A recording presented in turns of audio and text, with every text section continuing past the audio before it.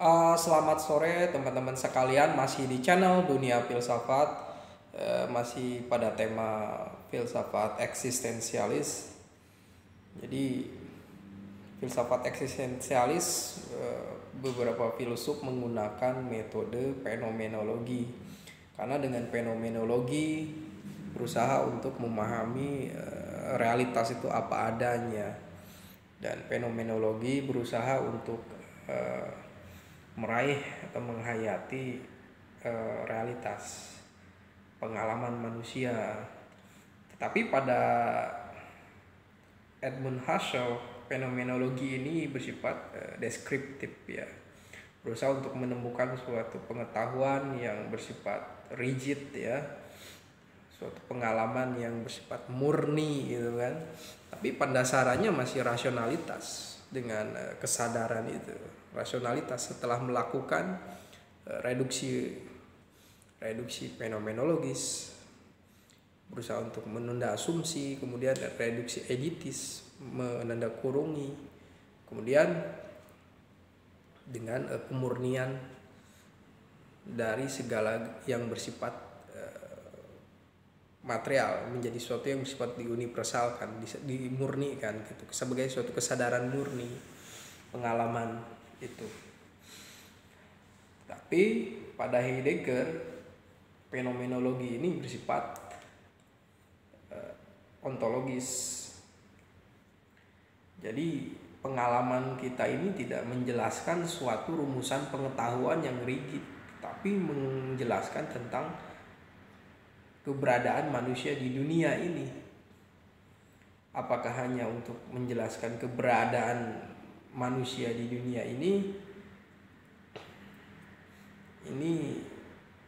Heidegger sampai harus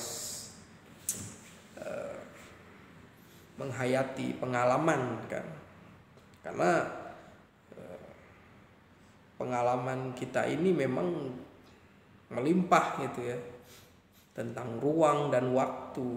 Ruang dan waktu inilah yang menjadi pengalaman kita sehari-hari ya. Kita hidup di dalam ruang, di dalam waktu, juga tentang kesadaran diri kita. Kita menjadi dasein, kata Heidegger gitu. Eksistensialisme ini mengambil metode fenomenologi pada Heidegger, berubah menjadi misalnya menjadi fenomenologi eksistensial. Ya, analisis eksistensial ini adalah memahami tentang bagaimana cara mengada di dunia, dan Heidegger sangat memfokuskan juga mengenai cara berada di dunia ini. Dan fenomenologi eksistensial ini menjadi suatu cara untuk memahami misteri-misteri ya, kehampaan hidup kita. Mungkin kita berhadapan dengan suatu kehampaan. Kita tidak selalu berhadapan dengan rumusan saintis. Kita tidak selalu berhadapan dengan mesin teknik ya. Kita berhadapan dengan suatu keadaan gitu ya, menduniawi gitu, dan kadang selalu sunyi. Itulah bagaimana kita berhadapan dengan suatu keadaan sunyi, pada satu sisi sepi gitu kan. Bahkan kita menjadi cemas dengan keadaan seperti kita alami. Kemudian bagaimana kita berhadapan dengan suatu keramaian ideologi, suatu keramaian sistem ya. Kita jangan sampai kehilangan diri gitu. Kehilangan diri di sini adalah kita menjadi mengikuti sesuatu tanpa kita sadari ya, kita mengikuti sesuatu itu, sehingga memang Heidegger juga masih berfokus pada suatu kesadaran juga. Nah, fenomenologi ini menjadi menarik dikaitkan dengan eksistensialisme. Eksistensialisme bersama fenomenologi juga ternyata eksistensialisme ini membutuhkan makna ternyata. Karena kehidupan kita ini harus bermakna. Siapa yang memaknai? Orang lain, struktur. Tentu saja bagi eksistensialis adalah diri kita sendiri yang memaknai. Kita yang menciptakan makna buat kita sendiri. Meskipun makna itu mungkin sudah ditemukan oleh orang lain tetapi sama gitu, berarti ada sesuatu yang bersifat universal dalam pemaknaan. Tetapi memang ada makna yang lebih mendalam ya, yang mungkin kita juga sulit untuk mengungkapkannya gitu. Maka selalu menjadi gitu kan, realitas, pengalaman, apa yang ingin diungkapkan tentang diri ini belum terkatakan. Suatu saat akan terkatakan lebih dalam, lebih tajam mengenai tentang cara hidup di dunia. Itu membutuhkan waktu gitu. Berjalan, berproses dalam Lebenswelt ini, dunia kehidupan ini gitu. Dan berfilsafat harus, bukan tidak harus juga, filsafat juga dikritisi juga sebagai yang salah satu sistem besar yang ingin membatasi tentang realitas, pemahaman realitas. Tapi filsafat yang menampung itu, menampung sistem narasi besar. Filsafat juga menampung wacana tentang anti wacana besar, dekonstruksi ya, hanya ada di filsafat. Meruntuhkan filsafat ya bagaimana? Tidak bisa. Kalau tidak ada pemikiran, apa yang harus kita objekkan sebagai kajian filsafat? Ya nggak ada. Nah ini makna, jadi ada hermeneutika juga. Heidegger memiliki cara untuk menafsirkan, menginterpretasikan makna itu. Ya, dikembangkan lagi oleh Hans Gadamer dengan hermeneutika ontologisnya ya. Jadi memahami suatu teks, Schleiermacher memahami teks sebagai suatu kajian eksegesis. William Dilthey memahami hermeneutika itu sebagai pembacaan tentang dinamika kehidupan manusia, budaya, perasaannya, estetikanya. Dan lebih luas lagi, Gadamer menyatakan bahwa berbicara mengenai keseluruhan kehidupan manusia ini, eksistensinya, cara bereksistensi di dunia ini. Jadi bagaimana kita menafsirkan tentang kehidupan kita? Apakah kita bisa satu kata saja menjelaskan apa sih eksistensi kamu di dunia ini? Satu kata saja ya ada. Lalu apa lagi?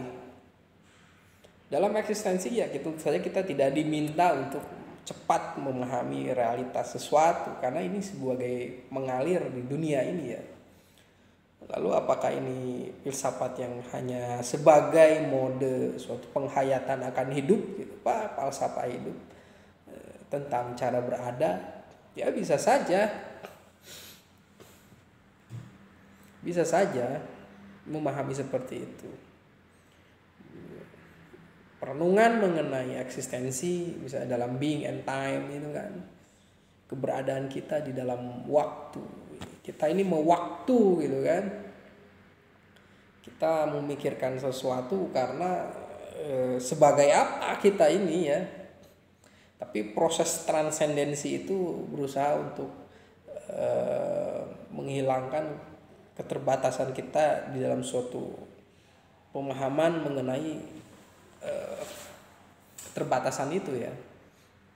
Kita misalnya sebagai seorang tukang bakso gitu kan, tapi hidup kita tidak selalu kan berbicara mengenai bakso. Mungkin saja berbicara mengenai tentang kritik terhadap sistem pelayanan BPJS gitu kan, bisa gitu. Karena dia mengalami itu. Tidak selalu kita seorang tukang bakso memikirkan tentang bakso. Bisa saja dia menjelaskan tentang misalnya tentang cara beragama yang cara beragama atau dakwah beragama yang bisa bersifat keras gitu kan, dia tidak setuju misalnya, itu kan bisa. Dimensi manusia itu luas sekali gitu. Bahkan sesuatu yang bersifat sepi, diam itu adalah bagian dari kehidupan kita.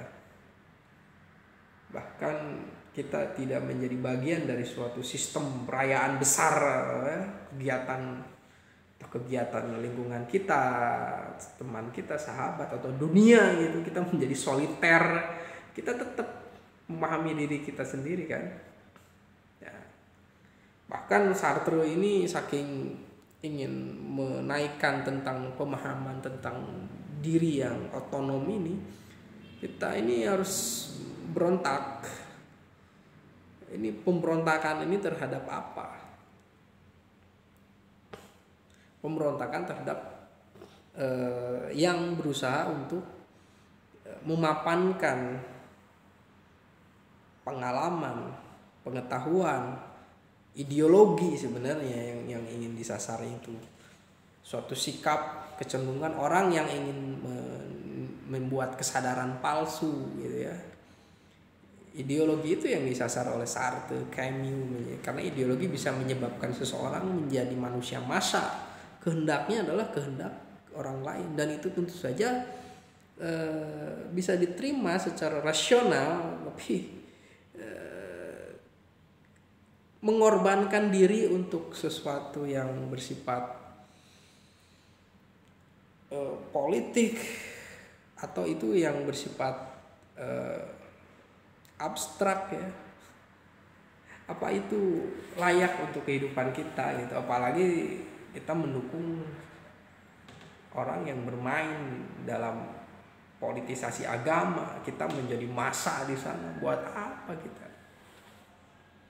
Ini bukan soal solidaritas, tapi soal tentang memaknai lebih dalam tentang konteks mendukung sesuatu. Bukan kita mendukung sesuatu bukan karena itu mayoritas, tapi kita memikirkan secara mendalam gitu kan. Ya kalau kita mendukung seseorang, mendukung nilai itu karena kita memikirkan, kita memilih itu dan berkomitmen, dan konsekuensinya kita terima. Nah, bisa kita mendukung Jokowi, konsekuensinya kita harus terima gitu. Apapun yang dilakukan oleh Jokowi dan apapun yang dapatkan serangan dari pendukung anti Jokowi harus terima gitu kan. Itu konsekuensi dari eksistensialisme, menerima, komitmen gitu untuk menerima konsekuensi dan selalu mendukung. Tapi ketika yang didukungnya memang salah ya jangan ragu untuk mengkritik. Jadi memang kesendirian ini pernah dimaknai oleh Muhammad Iqbal juga, seorang filosof dari Pakistan, filosof Muslim ya, bahwa diri ini menjadi sesuatu yang unik. Kita ketakutan menghadapi apa? Misal kita takut menghadapi hutang ini menakutkan juga ya. Juga menghadapi Tuhan gitu kan. Tuhan ini hadir kepada kita dalam berbagai manifestasi, mungkin kekuasaannya, keindahannya. Iqbal meminta kita untuk berhadapan dengan Tuhan ya, jangan takut gitu kan. Kita jangan takut berhadapan dengan Tuhan. Kita harus